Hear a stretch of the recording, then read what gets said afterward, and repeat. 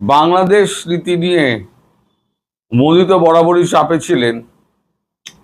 এবার আজকে কেরলে একটি সভায়, দলীয় সভায়, মোহন ভাগবত, সংঘ পরিবারের প্রধান মোহন ভাগবত, তিনি এবার মোদির বিরুদ্ধে একটা কথা বললেন। তিনি বললেন যে বাংলাদেশ নিয়ে মোদির বিদেশ নীতি সম্পূর্ণ অসফল এবং বেদনাদায়ক। এইমাত্র এটা টিভিতে এখন লাইভ চলছিল, লাইভটা শেষ হলো, এখনো শেষ হয়নি, চলছে, অন্য বক্তারা বলছেন, কিন্তু সংঘ পরিবারের মোহন ভাগবতের কথাই হচ্ছে আসল কথা। তিনি যেটা বলবেন সেটাই হবে। তাহলে মোহন ভাগবত যখন মুখ দিয়ে এই কথাটা বলেছেন, তাহলে মোদির চাপ কিন্তু আরো বাড়লো। সকালবেলা দুপুরে যেটা করেছিলাম আমি, যে সরকারের অন্দরে বিশেষ করে কূটনৈতিক মহলে জল্পনা সৃষ্টি হয়েছে মোদির এই নরম মনোভাব নিয়ে। এবার কিন্তু সেই আঁচটা মোদির ঘাড়ে কিন্তু লাগলো, সেই বিষ নিঃশ্বাসটা লাগলো মোহন ভাগবতের। আর এই মুহূর্তে মোহন ভাগবত যদি মনে করেন যে মোদিকে তার গদি ছাড়তে হবে, তাহলে মোদিকে তার গদি ছাড়তে হবে। কারণ বিজেপি হচ্ছে একটি রেজিমেন্টেড পার্টি। এই রেজিমেন্টেড পার্টিতে যখন পার্টির সর্বস্তরে উচ্চ স্তর থেকে যখন বলা হবে যে আপনার দ্বারা হচ্ছে না, আপনি এবার সরে যান, আপনার বয়স হয়েছে, আপনার শরীর নিচ্ছে না, যে কোনো কারণে বলবে আপনার শরীর নিচ্ছে না, বয়স হয়েছে, আপনার পক্ষে আর এত ট্রাভেল করা উচিত হবে না, আপনি পরবর্তী প্রজন্মের হাতে ছেড়ে দিন। তাহলে এক্ষেত্রে মোহন ভাগবত আর কোনো কথা বলেননি, কিন্তু লাইনে তাহলে কে আছেন? লাইনে আছেন তাহলে যোগী মহারাজ। যোগী মহারাজ কিন্তু উত্তরপ্রদেশকে ঠান্ডা বানিয়ে দিয়েছেন। ও অত্যন্ত কড়া ধাঁচের মানুষ। এছাড়া আরো আছে, আমাদের হেমন্ত বিশ্ব শর্মা রয়েছে, এর মধ্যে রাজনাথ সিং রয়েছেন।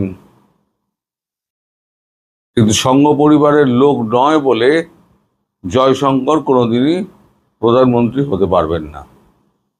তিনি সংঘ পরিবারের লোক নন।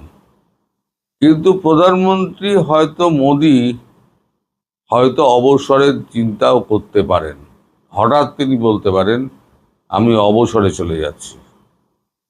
অর্থাৎ বাংলাদেশ নীতিতে তিনি এই যে সফট একটা ভাব নিয়েছিলেন, সেই সফট ভাবটাই তাকে বিপদে ফেলল। আমি বরাবরই কিন্তু বলেছিলাম এত নরম হওয়ার কোনো দরকার নেই। আপনি অনেক আগে কিন্তু এই সমস্যার সমাধান করতে পারতেন। আপনি সমস্যাকে জিইয়ে রাখেন, জিইয়ে জিইয়ে জিইয়ে জিইয়ে যখন সেটা একদম উত্তপ্ত হয়ে যায়, সেটা অনেকগুলো ক্ষেত্রে দেখা গেছে। এই নিটের লাস্ট নিট, তার আগে আপনার এই এর কি বলে ওটা, আমাদের যে কৃষি আন্দোলন তাই শেষ পর্যন্ত মোদিকে পেছোতে হলো। প্রথম দিনই যদি উনি কড়া হাতে ব্যাপারটাকে হাতে দিতেন, অমিত শাহের হাতে ছাড়তেন, তাহলে কিন্তু জিনিসটা অন্যরকম হতো। এখন অমিত শাহ প্রধানমন্ত্রী হবেন না কেন? অমিত শাহ শুরুতেই বলে দিয়েছেন অত চাপ আমার পক্ষে নেওয়া সম্ভব না, কারণ আমার হার্টের সমস্যা রয়েছে, আমি দীর্ঘ ছোটাছুটি করতে পারি না, আর এদেশ ওদেশ যেতে হবে। আর দ্বিতীয় হচ্ছে অমিত শাহ সরে গেলে স্বরাষ্ট্র কে দেখবে? স্বরাষ্ট্র একটা বড় দপ্তর, সারা ভারতবর্ষের স্বরাষ্ট্রটা দেখা এটা কম বড় ব্যাপার নয়, ভারতবর্ষের মতো বড় দেশে। তো ওই কারণে অমিত শাহ যা ওই লিস্ট থাকছেন না। তাহলে অমিত শাহর পরে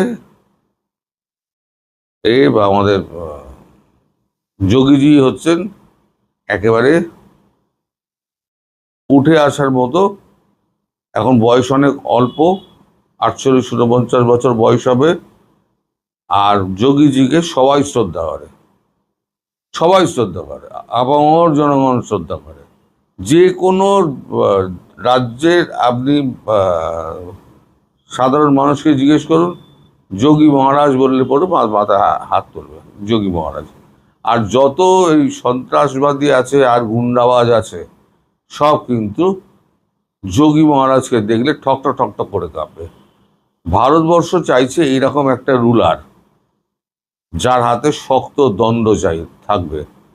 এই সফট এ দিয়ে মানে পাওয়ার ইউজ করে এখনকার দিনে আর চলে না। সুতরাং মোদিজির কপালে কিন্তু চিন্তার ভাঁজ। হয়তো যে কোনো দিন শুনবেন, আমি বলছি না যে এইটা বলা মাত্রই সঙ্গে সঙ্গে হবে, কিন্তু বলা যখন শুরু হয়েছে আর মোদিজির কান অবধি যদি অবশ্যই পৌঁছায় মোদিজির কানে, তাহলে সম্মান থাকতে থাকতে মোদিজি হয়তো রিজাইন করে বেরিয়ে যেতে পারেন, অথবা একটা স্টেটমেন্ট দিতে পারেন, আমার বয়স বা আমার স্বাস্থ্যের কাছে আমি আর এই কাজ পেরে উঠছি না, আমি এই কাজে অব্যাহতি চাই বলে উনি সংঘ পরিবারের কাছে নিজের রেজিস্ট্রেশন লেটারটা গভর্নমেন্টের কাছে দিয়ে সংঘ পরিবারের কাছ থেকে বিদায় নিয়ে নেবেন। বিদায় নিয়ে তিনি তো আগেই বলেছেন আমি হিমালয়ে চলে যাব, রইল ঝোলা চললো ঘোলা, আমি হিমালয়ে চলে যাব। তা ওনার দায়া বায়া তো কেউ নেই, সুতরাং ওনাকে আর মানে লোকচক্ষুর তো সামনে আর পাওয়া যাবে না। তবে অবস্থা খুব গম্ভীর, কারণ যেভাবে বাংলাদেশের মানে ব্যাপারটা পাকাচ্ছে এবং ভারতকে বাংলাদেশ চোখ রাঙাচ্ছে, তাতে এবার মোহন ভাগবত পর্যন্ত রিয়াক্ট করতে শুরু করলেন। তাহলে দেশের সাধারণ মানুষের অবস্থা ভাবুন। মোহন ভাগবত অত বড় সংঘ পরিবারের তিনি নেতা, তিনি যদি রিয়াক্ট করেন তাহলে সাধারণ মানুষের কি অবস্থা? কারণ সংঘ পরিবার বুঝতে পারছে এইভাবে যদি চলতে থাকে তাহলে পরে 2029-এ যত কষ্টে ক্ষমতায় এসছে বিজেপি, 2029-এ হোয়াইট ওয়াশ হয়ে যাবে। আর পেছনে রাহুল গান্ধী বসে আছে। রাহুল গান্ধী দেখুন 2-4 দিনের মধ্যে অনাস্থা প্রস্তাব আনলেন বলে লোকসভায়, যে বাংলাদেশ ইস্যুতে পুরো ফেল করেছে বলে অনাস্থা প্রস্তাব এনে দেবেন। অনাস্থা প্রস্তাব আনলে পরে আমাদের এখানকার যে বিজেপির যে সমস্ত লোকজন রয়েছে না, তারাও হয়তো দেখবেন অনাস্থা প্রস্তাবে ভোট দিয়ে দেবেন। কারণ মোদিজির এই সমস্ত এই যে ধৈর্যশীল কাজকর্মে অনেকেই কিন্তু বিরক্ত এবং অতিষ্ঠ হয়ে উঠেছেন।